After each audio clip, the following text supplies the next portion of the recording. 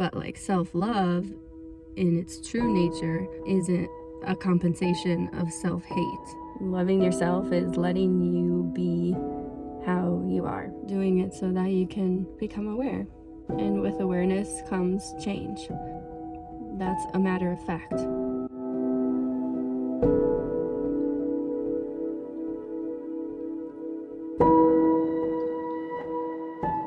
Hey guys, I hope you've had a wonderful week. I have had a very difficult, challenging one. It's just reminded me how self-love can be very easy when everything is going right. It's a whole other thing when life flips upside down and you're sort of in this like stressed, shocked, confused state. I'm just reminded more and more that self-love is an action and it's something that you learn. A lot of times it doesn't come super naturally, and that's not because we aren't born with that in our nature. It's because we learn so many things that teach us the opposite. We start to cope in ways that aren't self-loving. We move away from our true nature, which is to take care of ourselves in the most beneficial way. And I think love is always the beneficial way for you and everyone around you. And the action part of it is no different than a relationship with anyone else in your life. Because if you love someone, then you do what is in their best interest. And you do it for the reason that you love them, that you cherish them. I heard desire is all about, I like this about you, I love this about you, I this, I that. Whereas cherishing someone is about saying, you're amazing and you are so great at this. Basically, it's about the other person instead of how that person, like what you're wanting from them. And I think that goes with us too. I recently posted that if you could see yourself through the eyes of someone that loves you, like think of anyone, a parent, a partner, a best friend, whoever you can think of, where you just know like they care and love for you so much, try and see yourself through their eyes. And you realize like how beautiful you are and that you are cherished. You're not something to be desired. Like we want to be desired as well, but it should be this healthy mix of both. You have to remember that feeling when you look in the mirror. Like really just look into your eyes. Have you ever looked into a mirror and stared at your own eyes the way that you would someone you love? I think there's just this negative connotation that is somehow really selfish and narcissistic.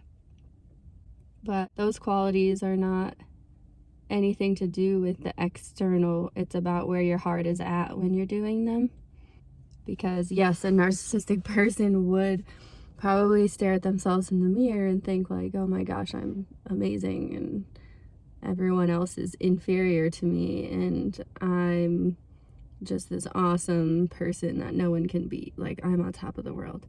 But feeling like you are superior to others actually comes from a place of deep inferiority, and it's a way to try and compensate for that feeling, and you swing the pendulum the other way. But like self-love in its true nature isn't a compensation of self-hate.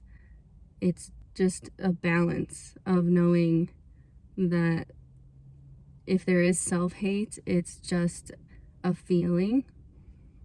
And what determines your amount of self-love isn't how you feel, it's how you act despite those feelings. And that can be a hard pill to swallow because it's easier to feel it first and then go do it. But a lot of times it's the other way around. You know, like we can't sit around and just wait for our feelings to change because they're always changing. What we can do is some kind of action, even if that action is just doing nothing and sitting with your thoughts, like meditating. That's still an action. That's a choice towards self-love. And yeah, that's just kind of been the gist of this yoga experience as well. Like, it's not just an action and it's not just an intention. It's both of those things working together.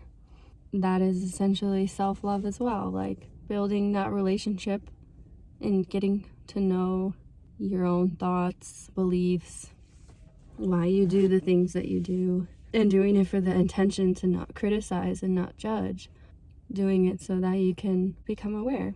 And with awareness comes change. That's a matter of fact. Whether or not that change will be good or bad is not for us to say. We like to judge that something is bad or something is good, but you just don't know what is good or bad. Like the Chinese farmer story, if you know what that is, then you know. And if you don't know what it is, it's basically this farmer, all of his horses run away, or one of his horses run away, and all of his neighbors are like, oh, that's so horrible. And he says, maybe. And then the next day, the horse comes back with a bunch of other horses. And then all of his neighbors come around and say, oh, that's wonderful. And he says, maybe.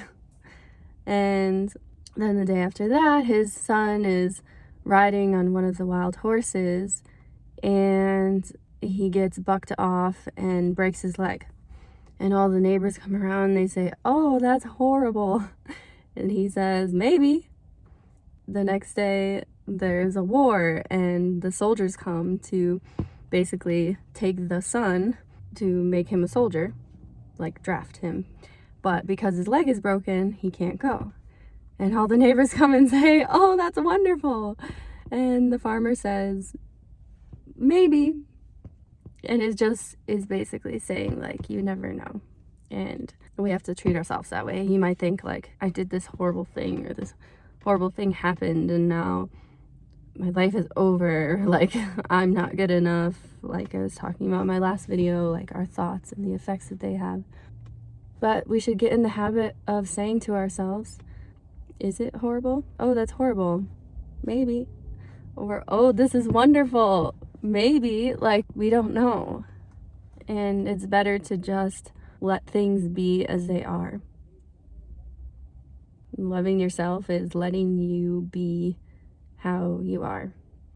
And when you do that, then you move in the direction of becoming a more present person. And when you're more present with your body and your mind and your soul, you're able to fully listen to it.